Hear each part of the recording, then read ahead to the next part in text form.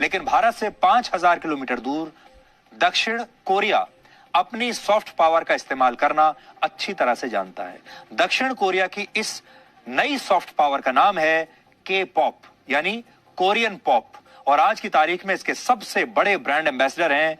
BTS, यानी Bangtan boys. BTS एक के पॉप बैंड है जिसमें 7 मेंबर्स हैं, और अब बीटीएस के इन सभी 7 सदस्यों को दक्षिण कोरिया के राष्ट्रपति ने भविष्य की पीढ़ियों और संस्कृति के लिए दक्षिण कोरिया का विशेष दूत नियुक्त किया है, और इन्हें डिप्लोमेटिक पासपोर्ट दिए गए हैं। दक्षिण कोरिया के राष्ट्रपति मून जे इन इसी महीने अमेरिका के न्यूयॉर्क में संयुक्त राष्ट्र की 76वीं महासभा में हिस्सा लेने जाएंगे, और उनके साथ बीटीएस बैंड के ये सदस्य भी होंगे। संयुक्त राष्ट्र में बीटीएस के सदस्य भाषण भी देंगे, और इस दौरान उनकी एक म्यूजिकल परफॉर्मेंस की वीडियो क्लिप भी चलाई जाएगी। यानी अब बीटीएस दुनिया के सबसे बड़े राजनीति के मंच पर दक्षिण कोरिया की सॉफ्ट पावर को बढ़ाते हुए आपको नजर आएंगे।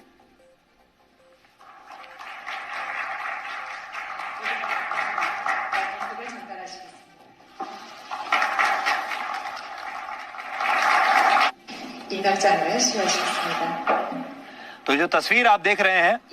कोरिया के राष्ट्रपति उन्हें डिप्लोमेटिक पासपोर्ट दे रहे हैं, पेपर दे रहे हैं, उनके कागज दे रहे हैं, और एक फाउंटेन पेन उन्हें दे रहे हैं। बीटीएस की लोकप्रियता की वजह से दक्षिण कोरिया की अर्थव्यवस्था को हर साल 27,000 करोड़ रुपए का फायदा होता है, और जब भी बीटीएस की कोई नई एल्बम या गाना रिलीज होता है तो दक्षिण कोरिया और पूरी दुनिया में बीटीएस से जुड़े प्रोडक्ट्स की बिक्री बहुत तेज हो जाती है। बीटीएस से आकर्षित होकर हर साल 8 लाख लोग दक्षिण कोरिया घूमने के लिए जाते हैं, जो दक्षिण कोरिया में आने वाले पर्यटकों का 70% है। सोचिए, एक म्यूजिकल बैंड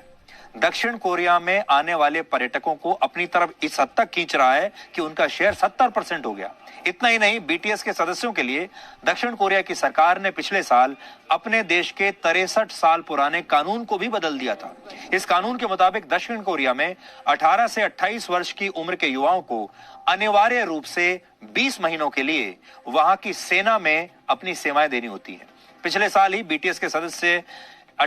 जिनका नाम है जिन, वो 28 वर्ष के हो गए थे, और अगर ये कानून नहीं बदला जाता तो जिन को बीटीएस छोड़ना पड़ता और सेना में शामिल होना पड़ता। लेकिन दक्षिण कोरिया ने इस कानून में बदलाव किया और यह नियम बनाया कि के पॉप स्टार्स को इसमें 2 साल की छूट और दे दी जाए। अब दक्षिण कोरिया के पॉप स्टार्स 18 से 28 नहीं बल्कि 18 से 30 वर्ष की उम्र के बीच कभी भी सेना में अपनी सेवाएं दे सकते हैं। सीखने वाली बात यहां पर यह है कि दक्षिण कोरिया की सरकार ने इन्हें हमेशा के लिए उस जिम्मेदारी से मुक्त नहीं किया, सिर्फ उन्हें 2 साल की छूट दी है, और वो बीटीएस के चाहे कितने भी लोकप्रिय गायक या मेंबर्स हों, सेना में तो उन्हें तब भी जाना ही पड़ेगा।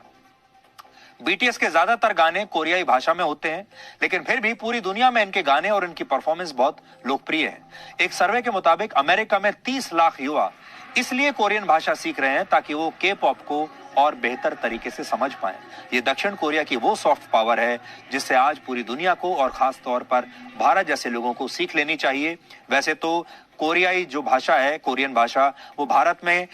हमारे युवाओं को या दुनिया के भी बहुत बड़ी संख्या में युवाओं को समझ में नहीं आती, लेकिन जो भाषा समझ में नहीं आती लेकिन उसके बावजूद हमारे अपने देश में भी ऐसे लाखों करोड़ों बीटीएस के फैंस हैं जो भाषा को बिना समझे भी उनके गानों को सुनते हैं और उन्हें पसंद करते हैं। हम ये चाहेंगे कि भारत जैसे देश को भी इसी तरह हमारी जो संस्कृति से जुड़ी चीजें हैं, चाहे वो संगीत हो, चाहे वो कला हो, चाहे वो खेल हो, कुछ भी हो, चाहे वो हमारी फिल्म इंडस्ट्री ही क्यों ना हो, उसे हमें अपनी सॉफ्ट पावर के तौर पर इस्तेमाल करना चाहिए। आप याद कीजिए कि अमेरिका जैसे देश ने कैसे हॉलीवुड की फिल्मों को अपनी छवि को सुधारने के लिए, अपने आप को सुपर पावर के तौर पर प्रोजेक्ट करने के लिए कैसे उन्होंने हॉलीवुड की फिल्मों का प्रयोग किया है, और वो हॉलीवुड की सुपर हीरोज की फिल्मों को देख देख कर आज पूरी दुनिया ये मानने लगी कि अमेरिका वाकई एक सुपर पावर है। अब यही काम दक्षिण कोरिया कर रहा है।